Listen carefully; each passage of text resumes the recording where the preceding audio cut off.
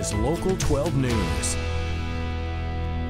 Good evening, I'm Kyle Inskeep. And I'm Paula Toti. Some drivers are worried because huge chunks of the median are missing on part of I-75. Temporary guardrails are up until the concrete is replaced, but the question now is, are they safe? In a story you'll see only here on Local 12 News, Christian Hauser has a live look at the problem and what the state has to say about this. Christian, good evening. Good evening, Paula and Kyle. Just to give you all an idea of where we are, the Kroger in Fort Mitchell, Beechwood School is on the other side of the interstate, and then we're right next to the Mercedes-Benz dealership. The Kentucky Transportation Cabinet says it's not sure when the temporary guardrails behind me are going to be taken down, but it does say that they are safe and that they will keep a car or a small truck from crashing through to the northbound lanes. If you drive by when it's not bumper-to-bumper traffic, you might not even notice the guardrails. There are 6 places where semi-trucks have smashed into the median.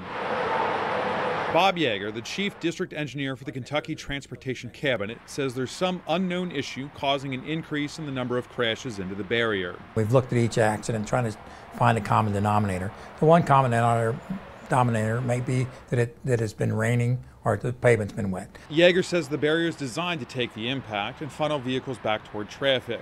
But to do this kind of damage, it needs to be a much more straight-on crash. The last couple of reports that we looked at, the accident reports, it indicated that the trucks were actually in the right lane and crossed all the lanes and then hit the wall at a fairly sharp angle. The gaping holes with the guardrails look like they'd give way easily, but Yeager says for the most part that's not the case. If a truck were to hit the exact same spot that a previous truck hit, they would bust through the guardrail.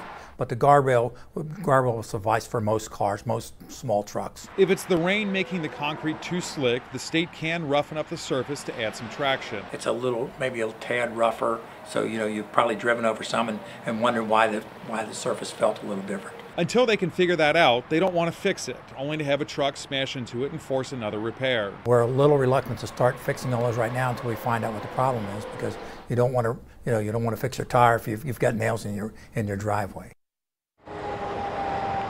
Now, once they figure out what's going on, they're not just going to fill in the holes behind me. They're going to replace that whole section, basically take it all out and then re-pour the entire casting of concrete. Now, they're also looking at adding more to the barrier and keeping the trucks in the right 2 lanes further down I-71 and 75.